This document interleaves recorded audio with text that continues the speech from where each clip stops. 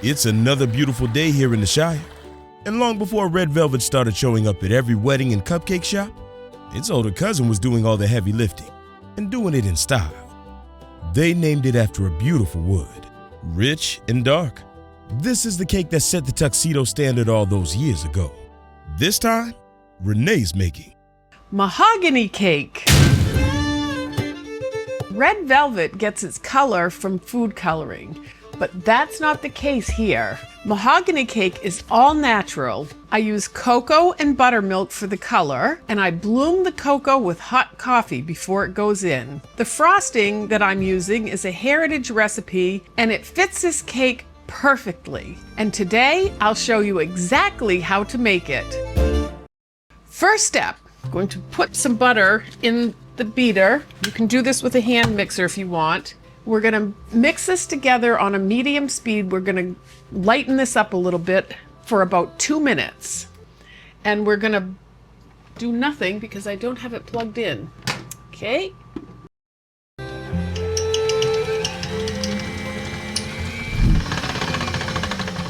Okay, that's been beating for about 2 minutes. What that did, it was room temperature butter. It just added some air to that. So the next thing we're going to do is we're going to add some sugar, a bit of vanilla, and some neutral oil, whatever you choose to use, vegetable oil, canola oil, coconut oil you can use. It will give it a little bit of a different flavor, but whatever oil you're comfortable with needs to go in there. And then we're going to give this a beat on a medium for about 2 minutes.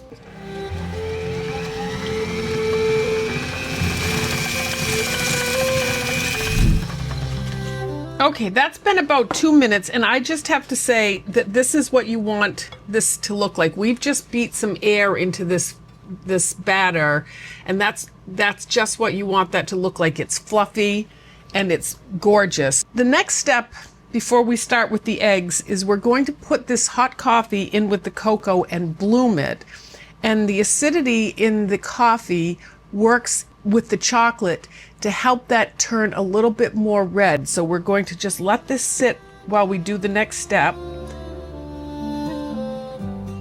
I'm gonna mix that together till it's kind of a paste-like. Just get that completely dissolved. You want to use regular cocoa like Hershey's cocoa. You don't want to use the Dutch processed cocoa. The Dutch process has been through a process and it changes the way it reacts with the coffee. So we just want to use straight cocoa. Okay, so the next thing, we're going to turn this back on a lowish speed, and we're going to add our eggs.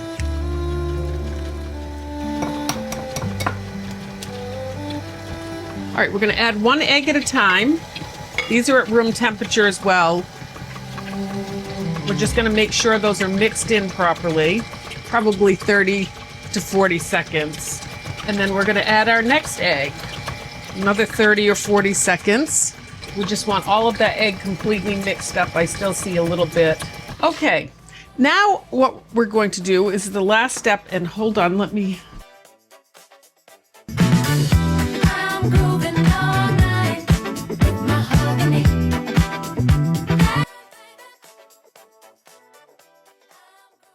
We've got some buttermilk here, and in order to cool this coffee cocoa mixture up, I'm going to pour some of the buttermilk in there to cool that off. Give that a stir. We don't want that hot when it goes in. And then what we're going to do with this is we're going to take our flour. I've got some salt here and some baking soda. Take a whisk and whisk that together. And we're going to put a little bit, about 1/3 of the flour mixture in here. About half of the chocolate mixture. 1/3 of the buttermilk.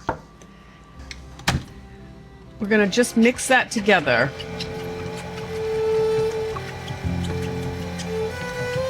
Just make sure that's completely mixed in. Okay, and then we're gonna take about a third of this. You can do it while it's mixing, but I'll turn it off so you can just take a third of that flour mixture. And let's get that chocolate in there. Oh my goodness, I'm making a mess. I think I'll just pour the rest of that in the buttermilk so we can get that out of the bowl easier. So I do a little bit of the flour and a little bit of the liquid products so that it mixes completely together in smaller portions. It makes it, and you don't take that air out of the cake. So the next step, we're just going to keep mixing this on a slow speed and make sure that all gets mixed in. Okay, and then we're going to put the rest of that flour in and the rest of the buttermilk with a little bit of cocoa. And let's mix this up again.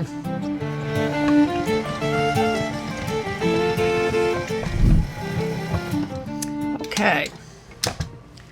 Now we're going to take this bowl right out of here. And I'm going to get my pans. All right, so I have 2 8-inch pans here.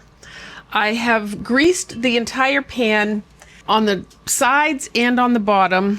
And then I am going to take this out for just a minute. This is a silicone, instead of using parchment paper, this is a silicone tray liner, which I've, pan liner, 8 inches. It fits the pan perfectly. And I just got these a while back. They've been sitting in my cupboard and I haven't tried them. They're just great. They just fit perfectly. And then I grease those at the top, or you can spray it. But I was so excited about these. So I am going to split this into 2 cakes. And so you can go by eye if you want to, but I am going to measure them just for the sake of showing you how that's done. Make sure you get all of that out. It's too good to throw away. All right, and I think this one's got more, but let's weigh these. Okay.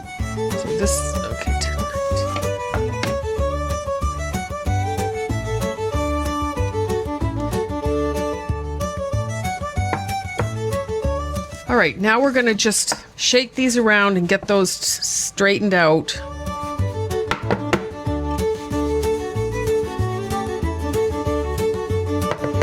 So we're putting it in a 355-degree oven, and we're going to cook these. I'm going to put it in for 25 minutes, and then we'll test it. While Renee's putting the pans in the oven, I'll go check and see if there's anything left in the bowl to taste test, purely in the interest of quality control. Back in a sec.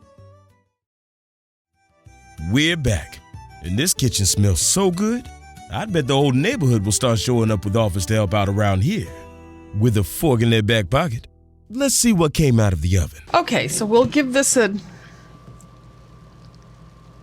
that has come out perfectly, and it's pulling away from the sides. So we are going to just let that sit for about 10 minutes. We'll let those cool off in the pans, and then we'll get those out of the pan so they can cool. Okay. Let me know in the comments, what was the fancy cake where you were growing up? Red velvet? German chocolate? Something else? Tell me below. Type fancy cake and let me know what it was. I love hearing what other people remember. Okay, so these have been sitting for 5 or so 10 minutes, and I'm gonna just scrape along the edge here and make sure they're not gonna stick to the pan. Interesting. Well, I guess I will invert them.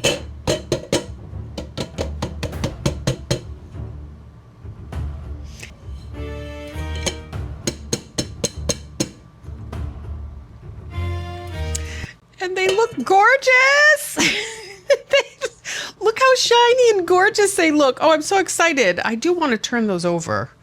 So it's interesting because a chocolate cake looks like a chocolate cake. This one definitely has some hues of, I wouldn't exactly call it red, but it's definitely It's definitely got some red hues to it. I'm really, really excited about the way this is looking. I can't wait to cut this open. It definitely doesn't look like a red velvet cake, but it certainly looks like the cousin of a red velvet cake. And there's no food coloring in it, so that's pretty awesome. And if I had to describe the color, wait for it, I would say it's mahogany. It does look just like mahogany, and it's very, very impressive. I'm just thrilled with the color. So we're just going to leave these and let them cool completely, and then we'll frost these with a really special frosting. We'll be back.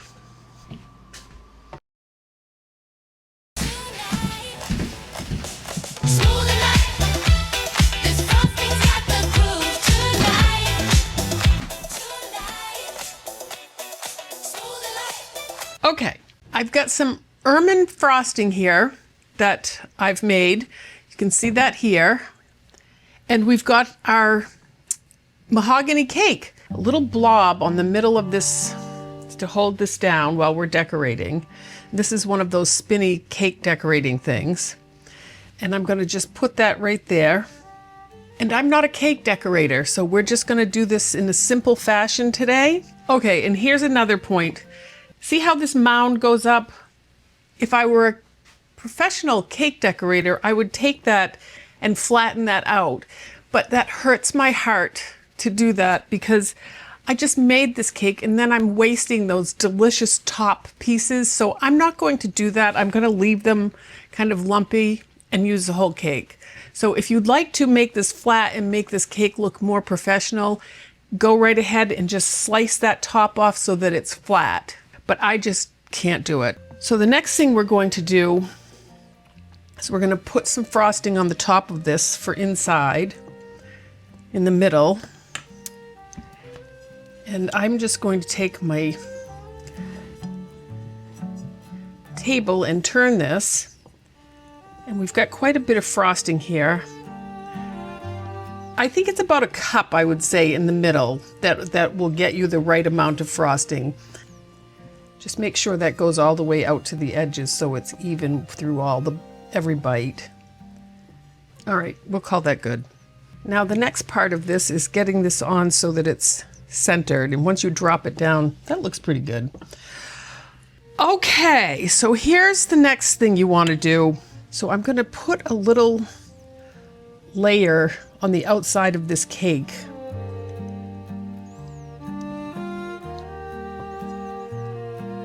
All right, now let's leave that right there.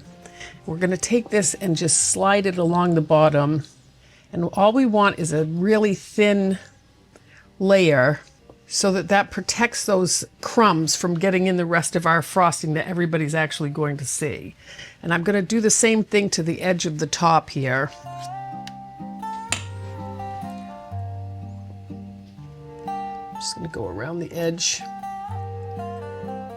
Make sure we see those crumbs. We're going to cover those up. But this way they shouldn't get in our way as much. All right, now comes the real decorating. So let's clean this thing off. The first thing I'm going to do is get the sides, and I'm going to do the best I can here.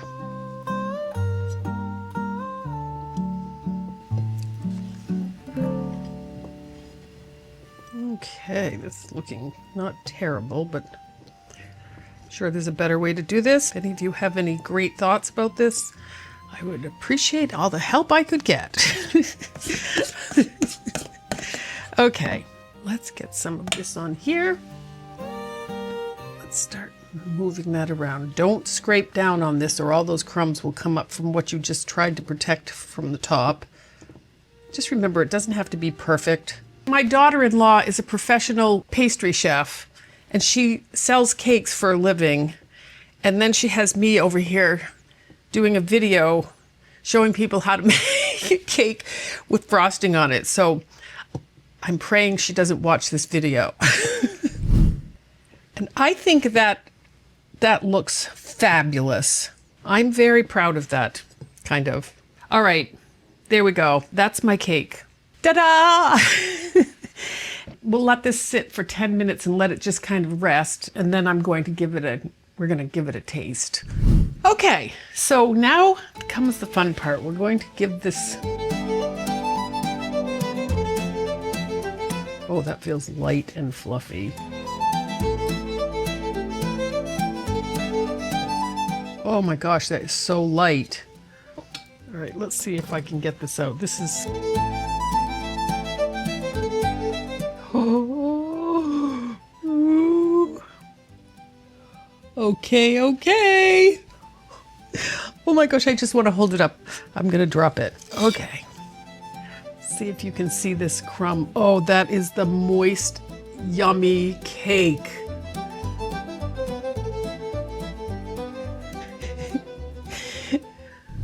So I have never made this. I am just amazed. This has a red hue to it, so I can understand why they say it's a red velvet cousin. It is like just light and fluffy. I'm just going to have to take a bite of this.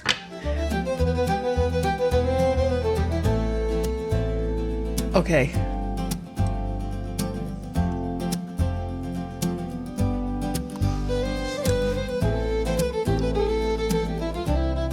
Oh my word, that is delicious.